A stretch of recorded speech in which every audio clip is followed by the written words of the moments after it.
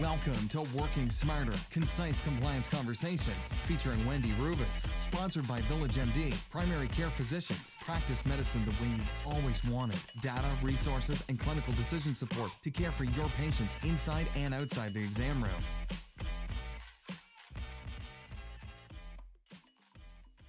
Hi, welcome to Working Smarter. I'm Wendy Rubis, General Counsel of VillageMD. It's my pleasure to be with Clive Fields today. Clive is the Chief Medical Officer at VillageMD and a practicing physician at Village Family Practice. Clive, how are you?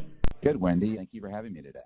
It's such a pleasure to have a chance to talk to you. And today, as you know, Clive, we're talking about vaccine hesitancy, which is all over the news. And, lots of people here at Village even have asked me about what I think about what's happening in New York with the measles. We're seeing it happen all over the country. Such a topic in current events.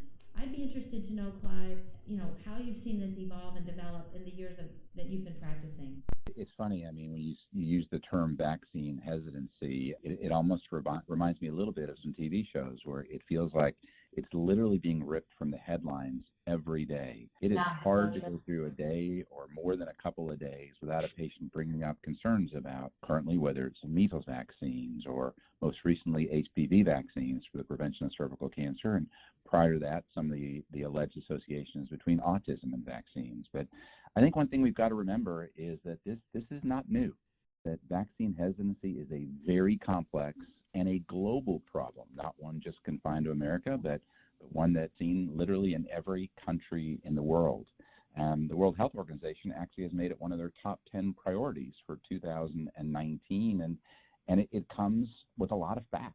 The WHO will tell you that almost 2 to 3 million deaths a year are avoided with vaccines, and there's up to 1.5 million additional lives that could be saved if vaccine coverage was improved. I love the title that you picked, vaccine hesitancy, because by definition, it really just means a delay or refusal to vaccinate, despite the availability of vaccines. When I had my babies vaccinated, at that time, there was all this new confusion about autism, as you mentioned. I think that's such a good point to say. This has been going on for a long time, and it is prevalent. Even in vaccinated patients, they have hesitance.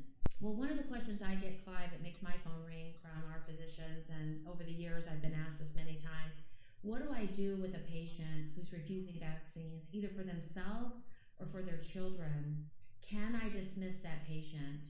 What is your experience with that, and how have you handled that? Yeah, it's a tough problem because as physicians, we want to try to meet the needs of all the patients that are presented to us. But when it comes right down to it, sometimes there are just areas where physicians and patients cannot agree, and vaccines seems to be an area of some concern.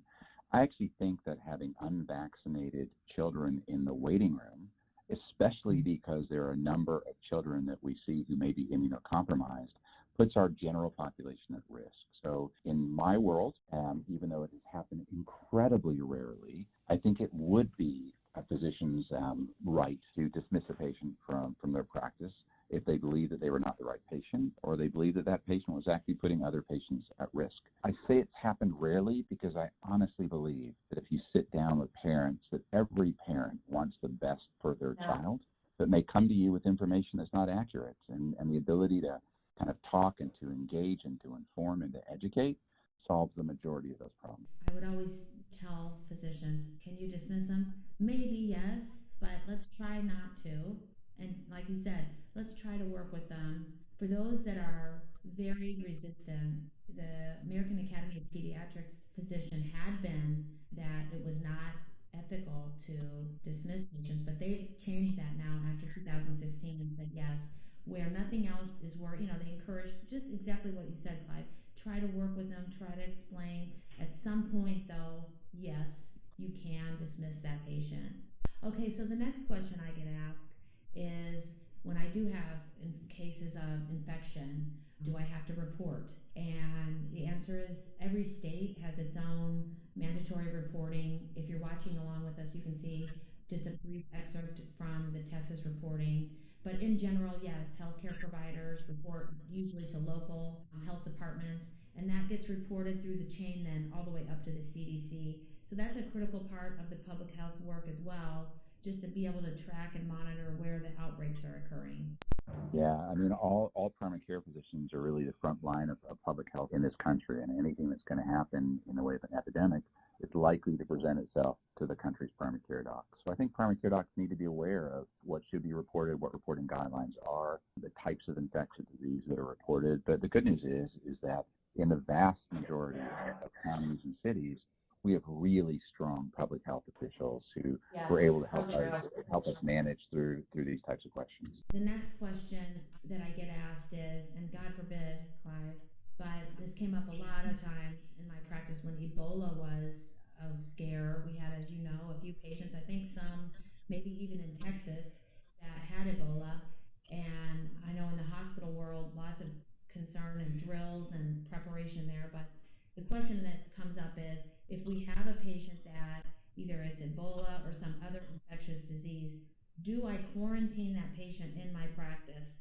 And the easy answer legally is no. Call the local health officials. And the right of quarantine is theirs alone. They have that authority. Physicians don't have it. The harder practical reality is, we don't want you to necessarily, we prefer that patient not to leave. So there is kind of an exercise in trying to keep them there while you're sorting it out. But the answer to this question is the public health officials are the ones that have the right under state law to quarantine. I don't know if this has ever come up in your practice, Clive. Wendy, common sense is unfortunately lacking in many of these conversations, but we effectively practice quarantine in some ways in our practice. We don't let children with high fevers wait in the waiting room. We try to isolate people that are vomiting. So in a situation where you believe that you had a patient with a communicable disease that needs to be reported, I think the answer is that you try to limit contact with that patient while you call your local officials and seek clearer guidance on what to do. But certainly I can't lock a patient in a room. It's not something I've ever had to do, and something I'm glad I've never had to do. But we all do, in a common sense way, try to segregate those patients who clearly could have a communicable illness from the rest of our population.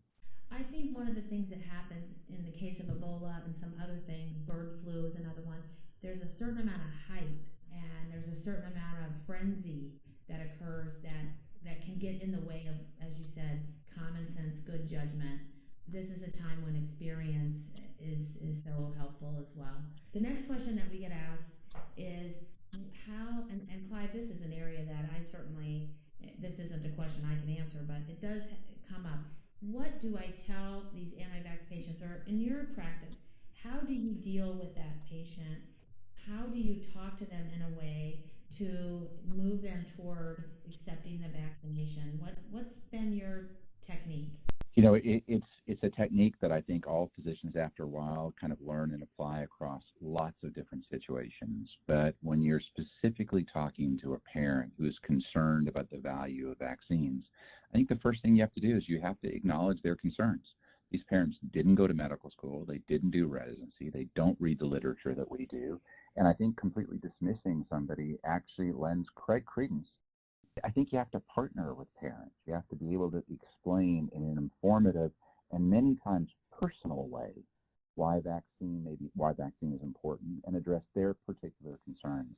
I've had a number of patients, because Houston is in the center of the oil industry in this country.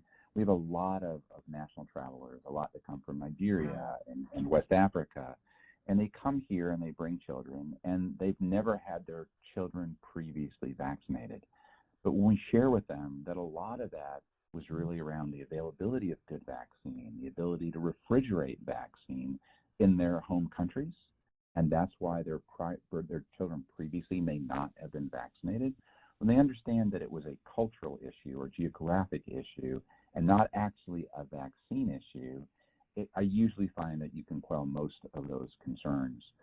The other thing that I try to do in this area, as well as other areas of medicine, is really try to stress the advantages of vaccines instead of the negatives. In other words, talk about the millions of lives that have been saved and not the potentially dozens or hundreds of lives that have been lost. I think you've got to acknowledge concerns. You have to be able to personalize and address those concerns, especially if they're cultural or religious or geographic. Yeah. Clive, we've been talking on the podcast a little bit about the opioid marketing and some of the deceptive practices